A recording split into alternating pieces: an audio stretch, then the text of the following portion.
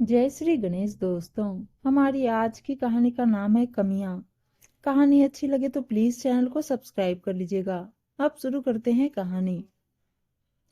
देवीना शाम को मायके आती है। वह खाना खाकर रात में माँ से बात करने बैठकर रह जाती है। उसे बात करते करते देर हो जाती है और उसकी भाभी भी काम निपटाकर अपने कमरे में सोने चली जाती। तब वह कहती है, माँ आज मैं यहीं सोऊंगी। तब माँ बोलती, हाँ हाँ देवीना, क्यों नहीं। और पापा ने सोचा, चलो हम दूसरे कमरे में चले जाते हैं, क्योंकि माँ बेटी खूब गपशप करेंगी। इनकी बातें तो इतनी जल्दी खत्म ना होने वाली। आखिर देवीना को रहने कहाँ मिलता है। यही सोचकर वे भी बातें करने देते हैं। देवीना और उसकी माँ काफी बातें करते हैं। कम से कम 1 घंटे बाद वह सोने को सोचती है और चादर फटकारती है तो चादर काफी गंदी दिखती है। तब वह माँ से कहती है, माँ भाभी दिन भर क्या करती रहती है।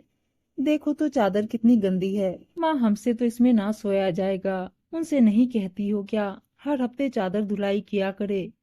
आपके तो हमारे लिए काफी नियम थे, अब क्या हुआ।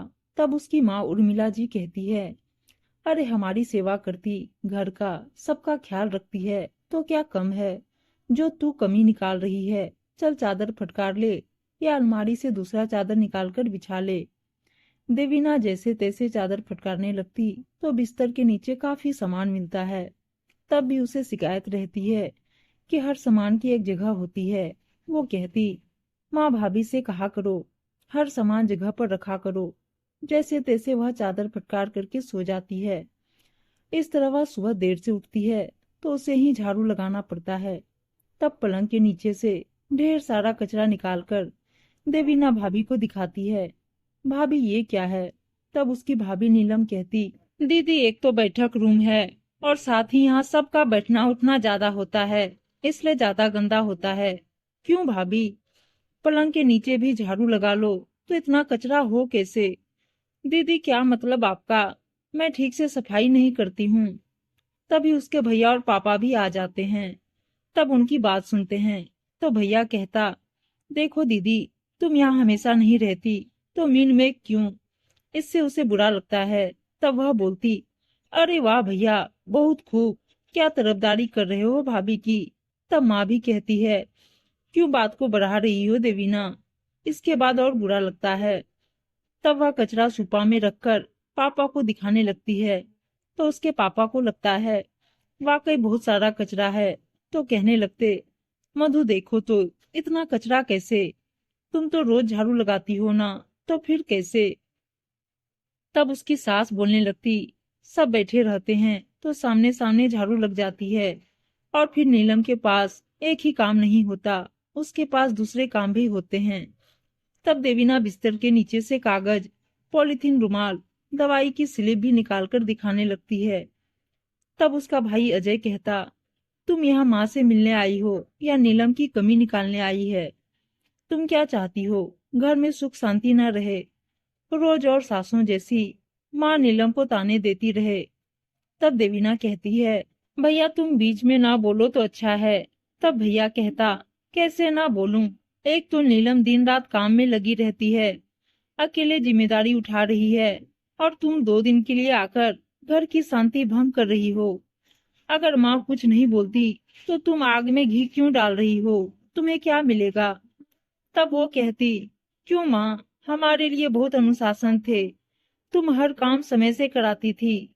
तब माँ बोलती, बेटा हम तुम्हारी मदद करते थे, तुम्हारी बड़ी बहन भी थी, एक अकेली नीलम कितना काम करे।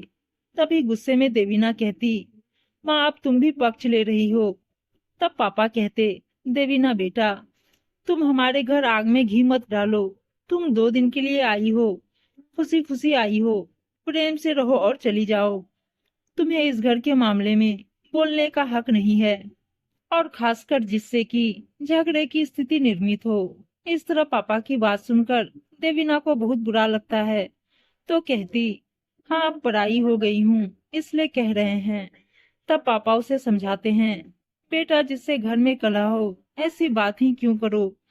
अगर तुम भाभी की कमी निकालोगी तो क्या नीलम बहू को अच्छा लगेगा। तब वह चुप रह जाती है। जब पापा और भैया वहां से चले जाते हैं तब माँ समझाती है, देख देवीना, पहले का समय और था और अब स्थिति अलग है। पहले 4 लोग मिलकर काम करते थे, अब अकेली नीलम करती है। मैं तो बीमार रहती हूँ।